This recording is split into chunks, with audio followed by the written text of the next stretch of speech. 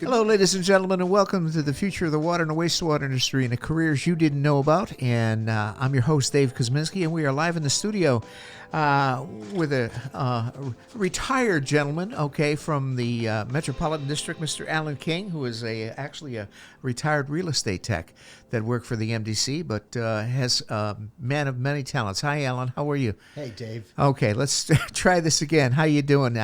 Tell us a little bit about your day job. I know you started at MDC on the wastewater side. I did. I started at the Metropolitan District in 1995 as a wastewater treatment operator. Okay.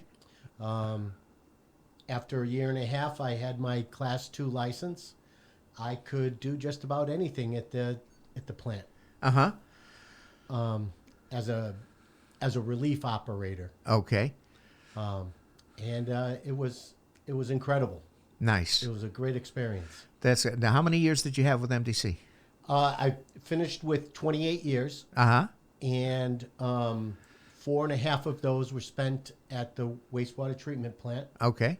And the rest of my time was uptown as a real estate technician. Okay. And then I finished as the real estate administrator. Okay. And that was at, what, 505 Main? 555. 555. I got my numbers twisted here. And so forth. So now, when did you retire from there? July of 23. Ah, okay. And now you're working for a Snyder Civil, and how did that come about? Well, a couple of the guys I used to work with at the district, when they retired, went to work for Don and Snyder Civil. Yeah. And they were like, Alan, when you retire, you got to look up Don. He's a good guy. And, yes, he is. So, yeah, I talked to Don a couple times before I retired. And then just because one of his guys retired, Don, who took care of Don's property management and some of the fleet responsibilities, left. Don gave me a call and said, hey, I got a spot for you. Let's do this. All right. Fantastic. It's amazing. I mean, Don has been on the podcast, but I was going back through some of my old pictures, and I used to teach a water and people class, at the Portland High School back in the 1990s, and I had Don come up and talk to my class.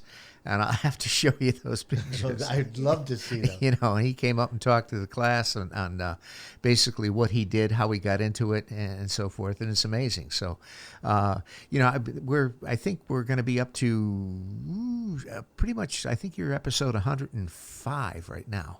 Okay. Wow. And it's amazing, the amount of people that I've had on that tell me about their careers, got into water. And I think I mentioned this, before we started, and go from there. But most people that got into the water and wastewater industry got into it by happenstance. I was the same. I was in between appointments, as they like to say. And I said, you know what? I'm going to put my application in at the district. Yeah. And lo and behold, I got a call, and they said they had an opening at the treatment plant. Okay. I was like, treatment plant? What is the treatment plant? Right. Had no clue. This was at Brainerd Road? Yes. Okay, so you must have been working for Tom Tyler? It was before Tom Tyler. Really? Wow. Yeah. Okay. Paul Gilbert. Okay, Paul. Yeah, I remember. Mike Paul. Reardon. Yep. Nice. And then the superintendent there was Curly Richards. Okay. I didn't know him. I knew the name, but I didn't know him. So, wow. That's amazing. So that it's the amount of twists and turns and how we get there, and it's amazing. And it's like anything else, and that's primarily the focus of my doing this podcast is to educate high school seniors, college freshmen, and so forth, or whatever, that there are viable careers and lucrative careers within the water industry and the wastewater industry. Absolutely. As far as that. So, how did you get, when you got through high school, what was your path? Well, my path was I went to Central and Central Connecticut. Okay. But I also worked for a property management company called Colonial Realty. Okay. And I was a property manager for them. I worked maintenance. Yeah. For for a couple of years for them, and then they put me into their property management. I became a trainer, property management manager in training. Okay. And I loved it. Okay. Every day was different. You'll see that's I love to do a lot of different things. Nice. Never get caught up in the same rat race. Now, when you say property management, was it focused on commercial, residential, or all of it? It was the majority of residential. Okay. I had several properties, some in East Haven. I managed a couple in New Haven. Okay. A couple in Middletown. Okay. One big one in New Britain. Wow. Okay. That was... well, property management, I mean, you look at the amount of apartments that are going up all over the place. I mean, we have Brainerd Place here in Portland. We've got, you go up on the Berlin Turnpike and they're popping up all over the place. Yes, they are. And it's you need somebody to manage it. You need somebody to run it, and so forth. So I would imagine that, it keeps you off the streets. Yes. Yes. Every day was a little different. Okay. And that was the best thing about it. Well, it's... that's the type of thing, and I was this kind of the same way. I was, when I got into the industry, I retired after 50 years with the town of Portland, and I started out as during high school doing meter readings and so forth, and then came on, when I was going through college, I came back to work through the summers and so forth, and I was my degree was in music. I got, as you know, I own a music store here, but it was the type of thing that I always came back, and I worked 20 hours a week for the town, and repairing water meters. The guys would take them out. I would come in on the weekends and calibrate them and put them back together, and they would put them back in, and then it was the type of thing that we had a selectman that got into power that said either you're working full time or no time. So I says, well, my wife was pregnant with our first child, and I says, well, I'll work for full time for a couple of years, and the rest is history. 50 years later, I'm kicking myself out the door. I says, it's time, whatever. But that's the thing. The industry is in itself there's so many lucrative jobs under that wastewater umbrella, and so forth, as you can make a decent salary, and the thing about the water and the wastewater industry, it's not an industry that you can outsource. No, you need boots on the ground. Absolutely. You got to keep the water flowing. You got to keep the wastewater flowing, and it's the type of thing that. You make a decent salary, and very rarely, I mean, especially working in the plants, that you work 40 hours a week. It's there's always some type of overtime there. Oh yes, for sure. So, going over to Snyder. So, tell me what you do at Don. Well, I'm back doing my property management. Okay. For Don, he owns a couple properties. Yeah. And I oversee the management of those and the maintenance and so on and so forth. Nice. As well as Don has a couple other projects. He has me working on development of a couple parcels of land that he has. Yeah. And then I also help in the office with pay applications with the Aquarian. Okay. Well, you guys work for, pretty much everybody. You do something for Aquarian. You got Connecticut Water. You've got MDC. You've got Regional too. And now, come to find out, Regional just got bought out by Aquarian. Aquarian got bought out by Regional. Yes. So now it's the big fish gobbling up the littler fish, and Aquarian is by no means a little fish, but but they were owned by Comcast, weren't they, or Xfinity? Eversource. Eversource. I'm sorry. Yeah, you're Yes. right. Eversource. So that was quite the transition. Of course, we had. Obviously Larry Bingaman, who's, unfortunately left us this year and so forth. He's one of the CEOs. I worked with Larry for many, many years, and he was a great guy. And we did a tribute podcast with Professor Wes Winterbottom, and, a couple of months back, and that was a very poignant event. And Larry and Wes, because Wes is running the Gateway water management program down at Gateway, and they were occupying the other half of Sergeant Drive over there. So Larry was a big help in keeping that going, and doing all that he could as far as that goes, as getting his employees certified and going from there. But there's always something to learn, that's for sure. Absolutely, and it's changing all the time. Well, that's the thing. Not only is the industry changing, as we just discussed, technology is changing, but one of the big elephants in the room, obviously, not only for water and wastewater, but it's the regulations. The regulations are always changing. Yes. You're always testing for something, for contaminants, and they keep upping it. EPA and the state health department, they keep nudging up the requirements all the time. Yes. And a lot of times that doesn't come cheap. Sometimes. No, it doesn't. No, it doesn't. We ran an incinerator at the Metropolitan District. Yep. I don't even know if it's still in operation, but for many years we battled trying to keep up with the regulations on the smoke. Sure. Yeah. And it was difficult. Yes.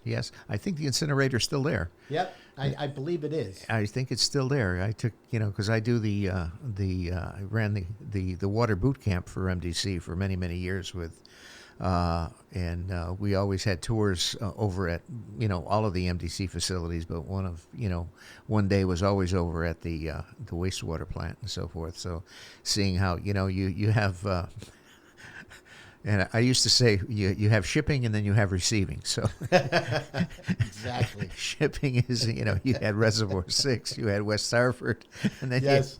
Receiving. But but MDC has not only the main plant, but they also have the Rocky Hill plant, correct? Yes, and an East Hartford plant. And an East Hartford plant, okay. And, those are smaller. Yep. But still do the same thing. Yeah, no, that's the thing. And every year, in the boot camp, we would always have through the East Hartford College over there, we would arrange to get a riverboat. We would go up and we would look at the outfalls of both the main plant, but also up the river, and we would also go into Weathersfield Cove, and that was it gave students a perspective of what goes into, where it goes, how it goes. And they got a good education. Plus, it was a nice day out. We got to see some eagles and some nice wildlife as far as that goes on the river. But and that's the thing. But students today are going through. I don't want to say they're brainwashed, but a lot of times you get to a situation there. It's kind of impregnated in their mind they have to go to college, and not every child is meant to go to college. No. No. And working at a place like the district, there's definitely a need for education. Yeah. But it's not as strict and not what's the word I'm looking for? Well, MDC also had a very generous tuition reimbursement policy. So yes, they do. If you wanted to, get and be certified as either a wastewater operator or a treatment plant operator. I was lucky enough that when I started at the district in 1995, they offered classes right on site. Yeah. For us. Sure, down at the training center. Yes. Yeah. And I was able to go to those classes and get my Class 2 license. Yep. Which made me eligible to work anywhere in the plant. Sure. So, yeah, exactly. And I think, the main plant, I think that's a Class 4 plant, isn't it? It is a Class 4 plant. Okay. But as an operator, you just need a Class 2. Okay. And then as a supervisor, you need a Class 3. And then to run the plant, was a Class 4. It's Class 4. And I think, West Hartford treatment plant, that's a Class 4 plant. Okay. Yeah. Okay, and I think Barkhamsted, obviously, that...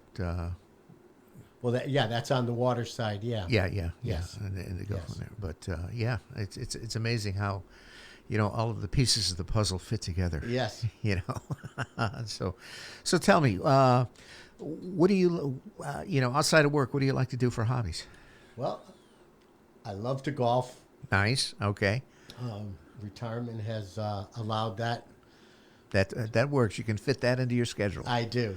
And I make sure I fit it into the schedule. Well, actually, working in Portland, and we're the golf capital of. I mean, we have 3 golf courses, so there's no excuses why you can't get a starting time at one of the courses. That's right. As far as that goes, yeah. So, and now family. How many kids do you have? I have 3 sons. Okay. My oldest, he's married. He has two children. Okay. 2 grandkids.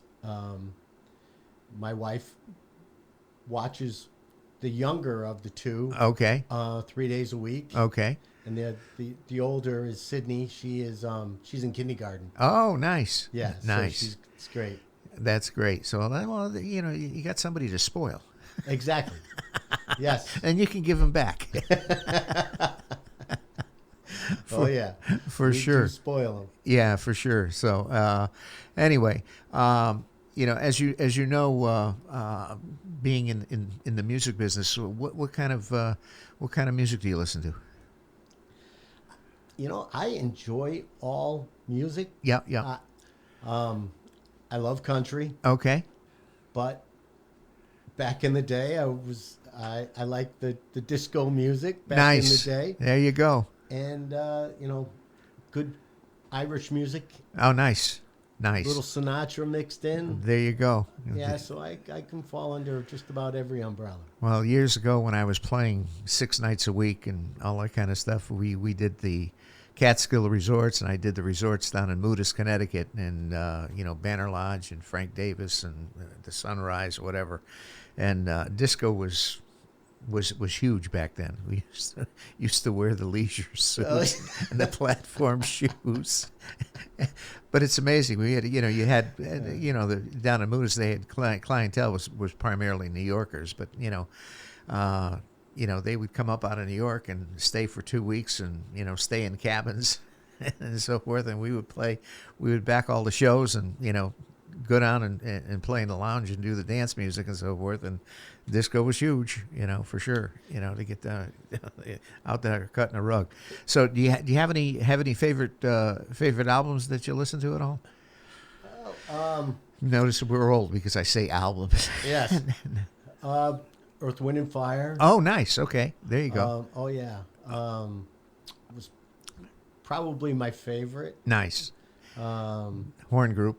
Oh, yes. Oh, yeah. Oh, yeah. Big horns. And then I also enjoy music like Chicago. Okay, another horn group. I'm a Bob Seger fan. There we go. There's classics. There's some classics there. My gosh.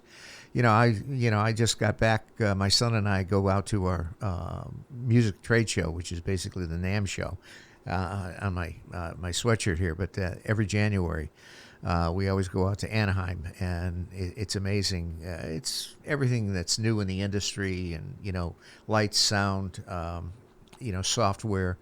But it's amazing to see the people that are a lot of the stars and musicians are out there.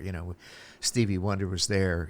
Bob's. We have in fact a guy that used to play with Ace Frehley, Matt Starr. He was out there, and in fact Matt used to be way back in the day before he moved out to L.A.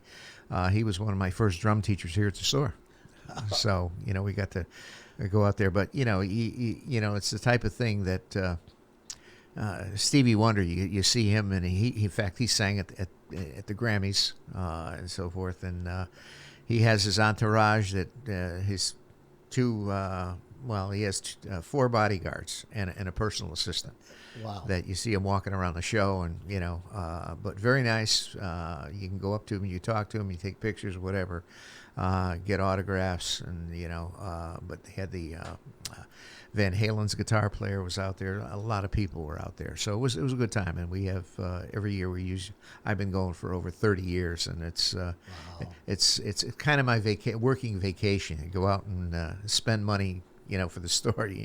We picked up some guitars and some keyboards and some sheet music, so we go out there and it's a good time. So, okay. So one of the questions, I don't know, Steve told you, desert island desert island food. If you got stuck on a desert island, what food could you eat every day?